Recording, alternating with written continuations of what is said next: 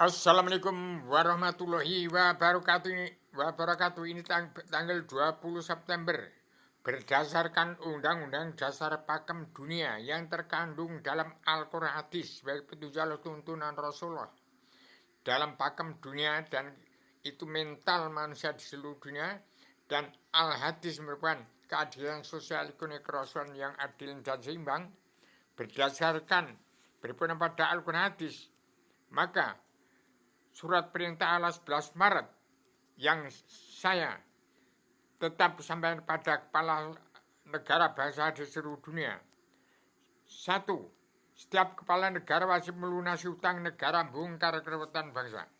Yang kedua, menjawab cita-cita bangsa hidup tenang, tentram, bahagia, sejahtera dari dunia sampai surga, tiada batas, tiada berkeputusan karena Allah.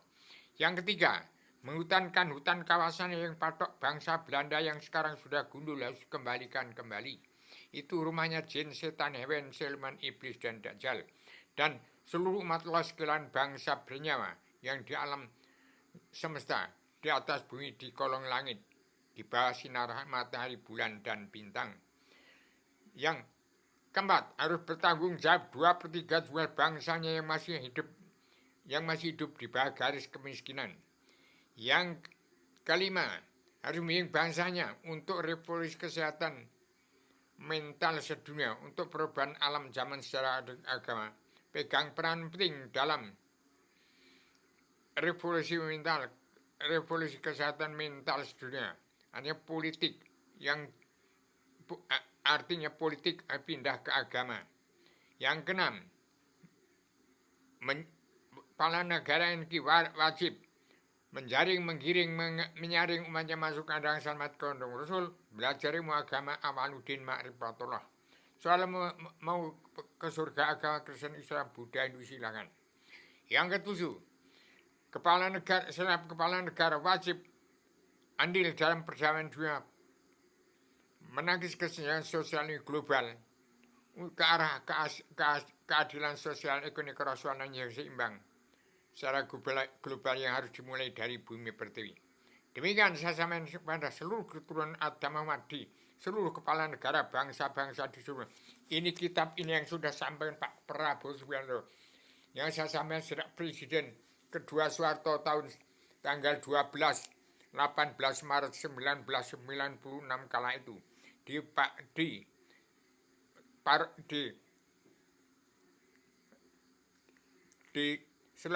di redaksi Swadasi Paron, Adil Sentana, dan Lampung Pos.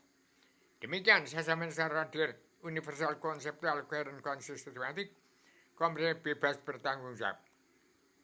Kalaupun Pak Prabowo Subianto tidak melaksanakan apa yang terkandung di dalamnya ini, mudah-mudahan Pak Dukayo Deddy Mulyadi bisa menghimpun seluruh bangsa yang sudah bersatu di negaranya.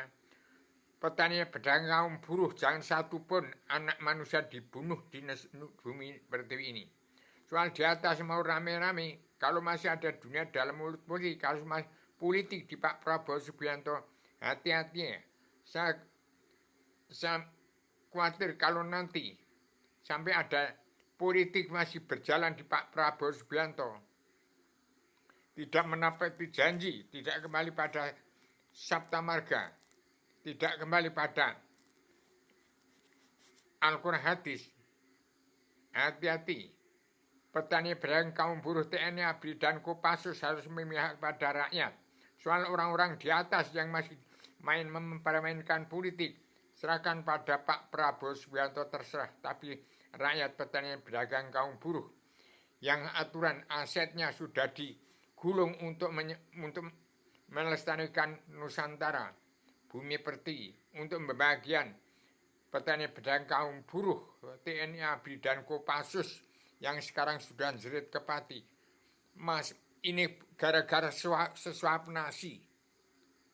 Jadi bangsa ini sudah kehilangan karena bahasa dari orang politik, orang demokrasi, partai tidak nyambung, rakyat, petani, pedagang, buruh tidak nyambung, bahasa Indonesia nggak nyambung, bahasanya nggak nyambung, idenya nggak nyambung, jadi perpecahan di Nusantara. Jangan sampai petani pedagang kaum buruh ada satu pun yang dibunuh. Juga TNI ABRI yang berhak untuk mengendalikan jagat raya ini. Jangan sampai ikut perpecahan orang-orang di atas, DPR, MPR, dan wakil-wakil yang munafik, dan orang-orang masih pegang peran penting dalam politik, jangan tidak berubah ke agama. Jadi saya titip petani pedagang kaum buruh TNI ABRI Kopassus harus bertahan, jangan sampai ada yang satu pun yang anak manusia dibunuh. Demikian. Saya semasa radikal, universal, konseptual, koheren, konsistematik, komprehensif, bebas bertanggung jawab.